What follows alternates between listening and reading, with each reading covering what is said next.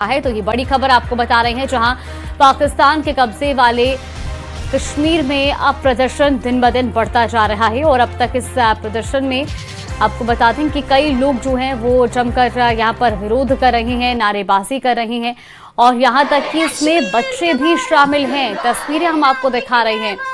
PoK में पाकिस्तान के खिलाफ ये विरोध प्रदर्शन तेज हो गया है और ये दो तस्वीरें आप देखिए, इसी प्रदर्शन से जुड़ी ये दो तस्वीरें टीवी स्क्रीन पर। बोले नहीं चलेगी, नहीं चलेगी। अब सीपीसी की सरकार करती है,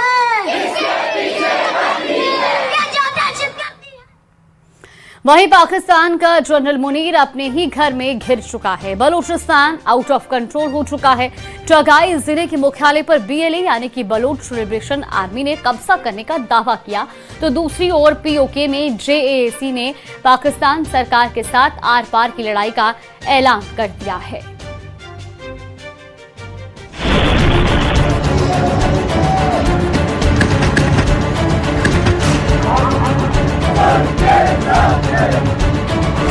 पाकिस्तान में फटा बलूच बम, बीएलए का चगाई पर कब्जा। पीओके में आर पार की जंग, जेएसी ने किया मुजफ्फराबाद कूच का ऐलान। टूटने लगा पाकिस्तान, खतरे में मार्शल मुनीर की कुर्सी।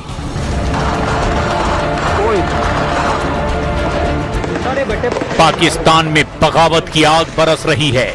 खैबर से बलूचिस्तान और सिंध से पंजाब तक विद्रोह की आग धधक रही है। फील्ड मार्शल मुनीर के खिलाफ लोगों का गुस्सा बारूद बनकर उबल रहा है।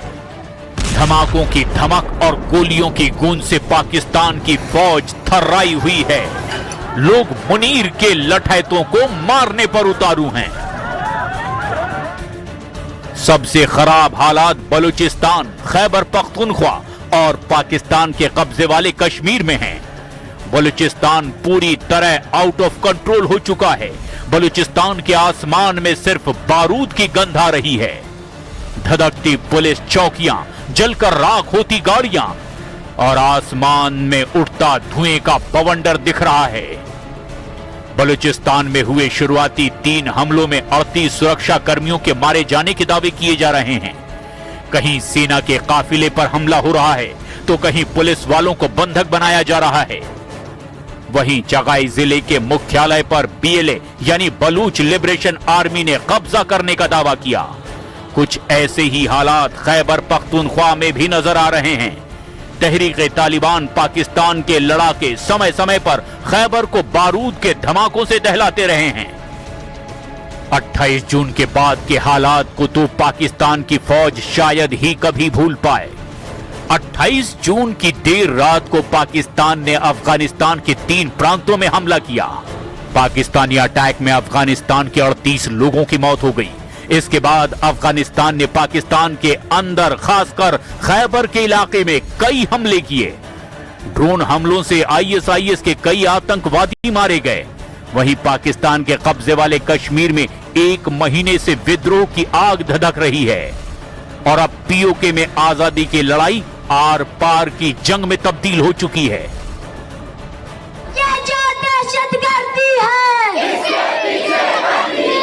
जो दहशतगर्दी है, ये जो गुंडागर्दी है, ये जो अफरा तफरी है, ये जो शलिंग बलिंग है, ये जो छापे छापे है, ये जो गोली लाठी है। बलूचिस्तान में बीएलए की खुली बगावत, मुनीर को खुला चैलेंज। पाकिस्तान की फौज के लिए जुलाई 2026 के महीने की सबसे खतरनाक खबर आई है। 4 दिन में बीएलए के कई हमले हुए। अब तक तो बलूच लड़ाके सिर्फ पाकिस्तान के सुरक्षा कर्मियों को मारते थे, लेकिन अब तो वो मुनीर की फौज को खुला चैलेंज देते दिख रहे हैं। बलूच लड़ाके पुलिस चौकियों के साथ साथ अब शहरों पर भी कब्जा करने लगे हैं, जिससे पाकिस्तान की फौज खौफ में नजर आ रही है। अब तो बिना सबूतों के आरोपों का खुला खेल खेला जा रहा है। लेकिन वैसे तो बलूचिस्तान की आजादी की लड़ाई कई संगठन लड़ रहे हैं।